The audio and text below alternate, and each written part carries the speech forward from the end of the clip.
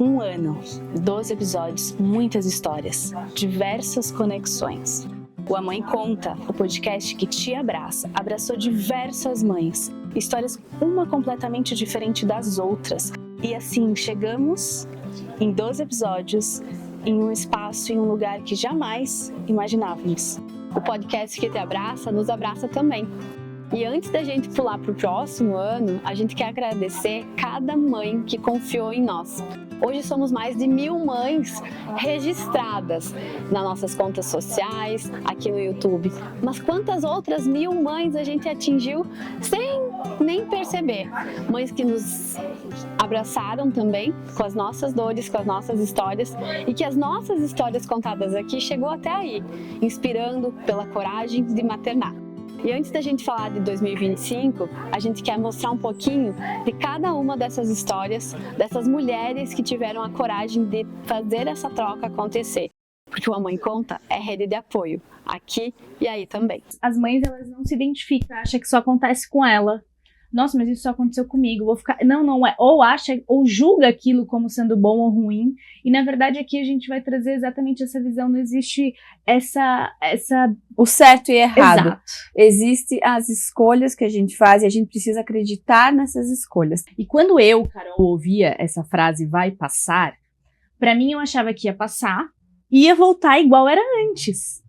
Tá, vai passar, então acabou essa parte, esse perrengue que passou e eu vou voltar a ser a Carol de antes.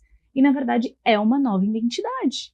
Nada vai te ensinar mais do que a vida real. Eu achava que, como eu sabia de tudo, né, sei de tudo, eu não ia, né, precisar, né, de muita ajuda, que eu ia saber me controlar muito bem, que eu ia saber lidar com todas as situações e que eu e meu marido lá ia dar conta de tudo, né.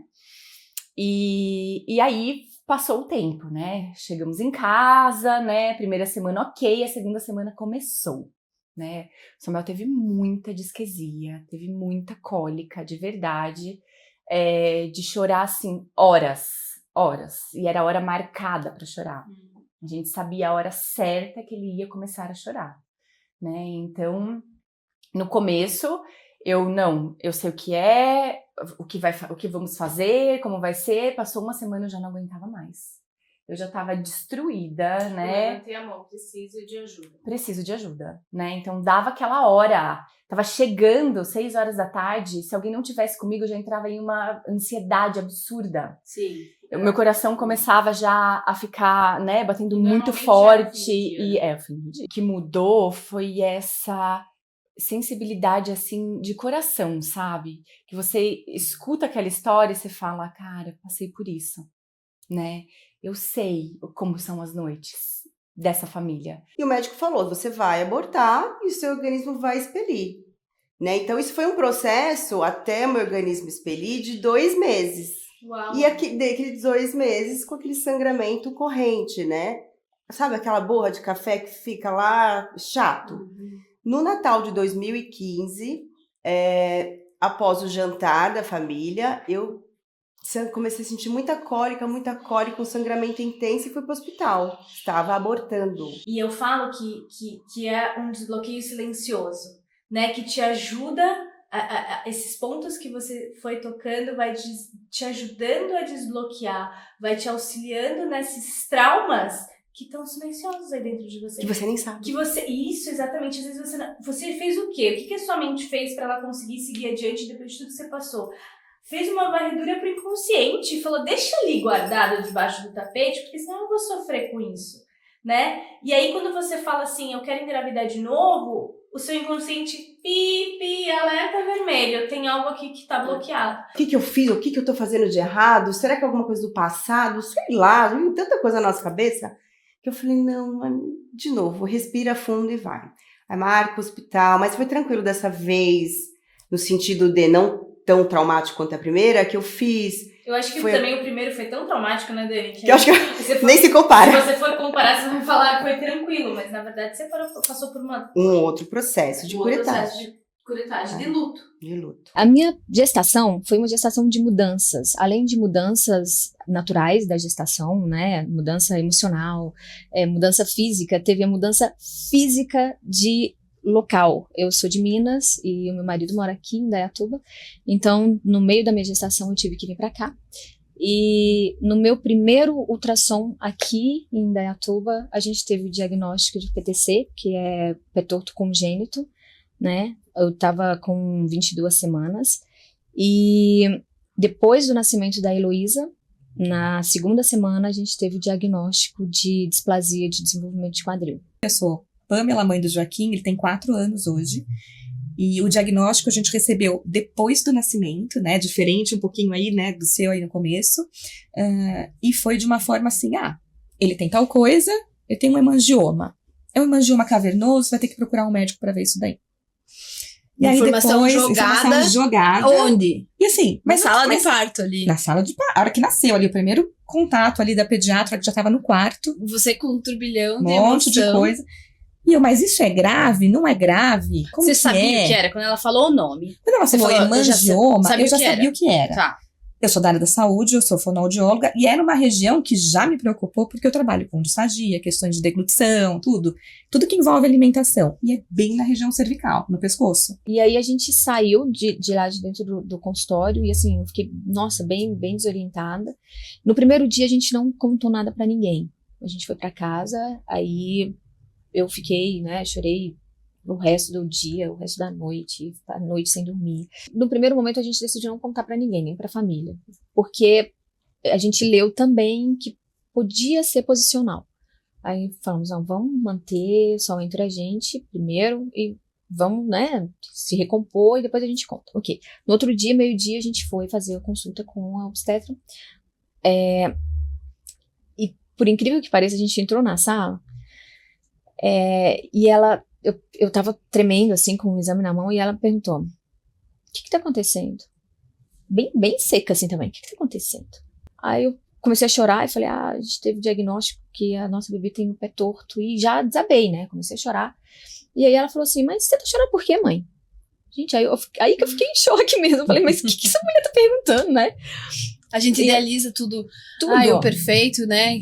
Aí ela falou, mas por que você tá chorando, mãe? Aí eu chorei desesperadamente mesmo. Eu falei, mas por que? Como assim? Por que eu tô chorando? Tô chorando porque minha filha tem o pé torto.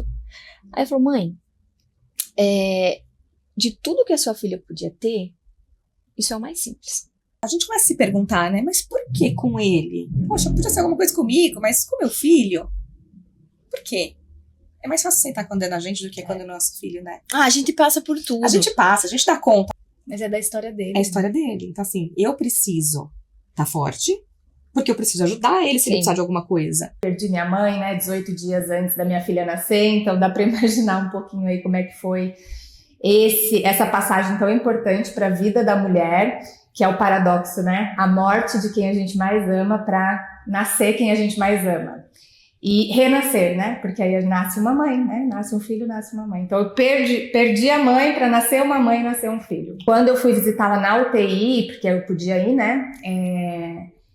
Ela falava, ela me chamou de mãe.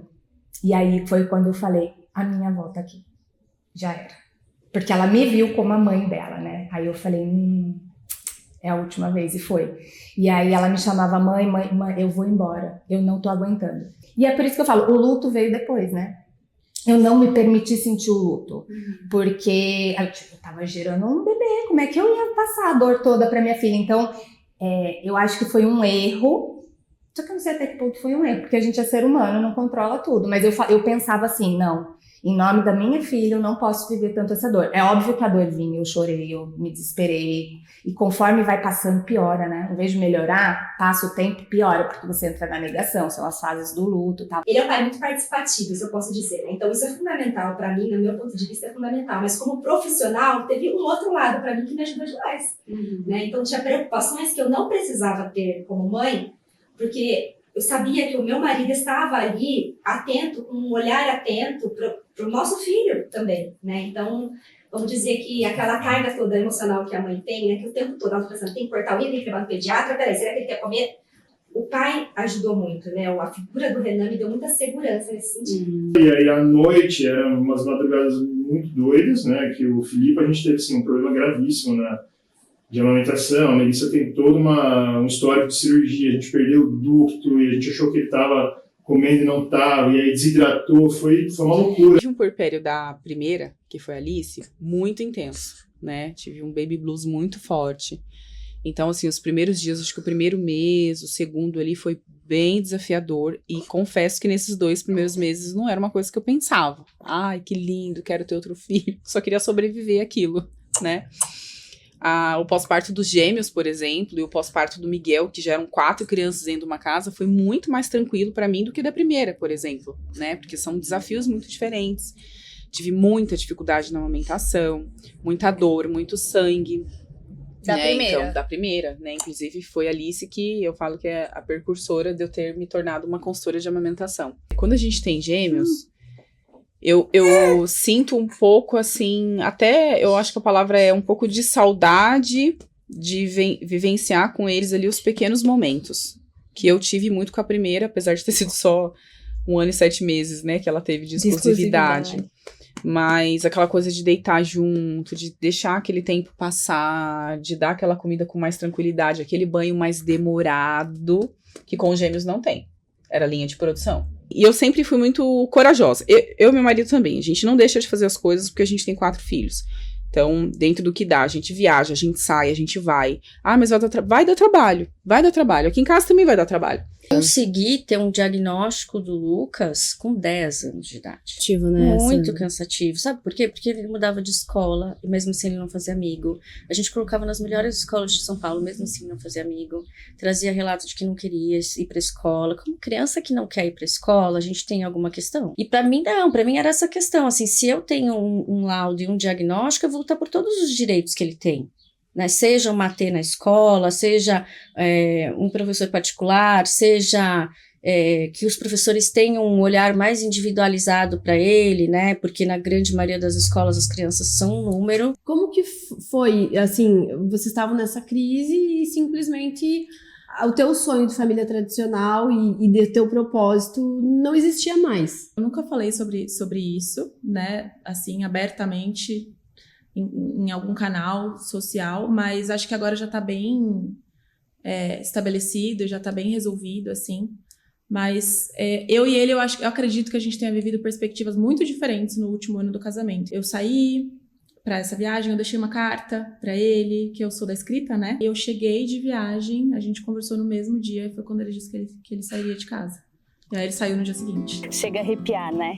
Cada história é diferente, cada conexão, cada vibração que essa mãe passa em cada episódio. Pois é, se você não viu algum desses episódios, a playlist está disponível aí no canal. Você pode acessar toda a primeira temporada, mesmo a segunda temporada, começando a rolar por aí. Então, encaminha já para uma amiga mãe que ainda não conhece o podcast, porque eu tenho certeza que vai se tornar uma rede de apoio e muita conexão para essa mãe, para essa mulher. Já se inscreve no canal ou encaminha essa playlist para uma amiga mãe, aquela amiga que está gestando, que vai ter essas dificuldades e essas alegrias da maternidade compartilhadas aqui. E em 2025, a nossa segunda temporada vai estar no ar a partir de janeiro. Sim, vamos para mais um ano de muitas histórias.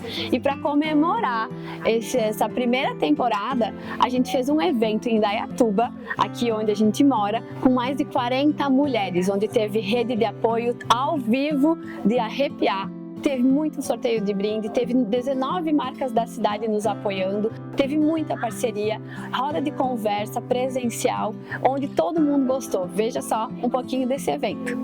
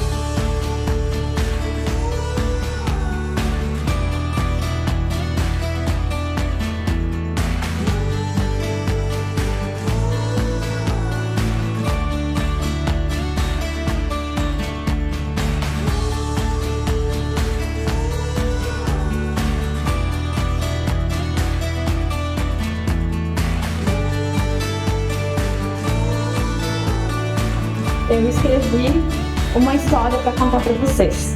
E ela começa em 4 de dezembro do ano passado, quando eu recebi uma mensagem no Instagram da Carol e a vida se torna muito mais escura. Mas quando a gente olha para outras pessoas, para outras mães, para outras histórias, a gente se conecta.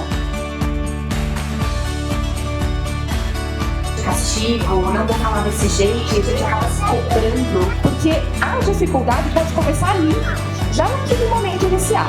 Então, do sono, do desenvolvimento infantil, da própria alimentação.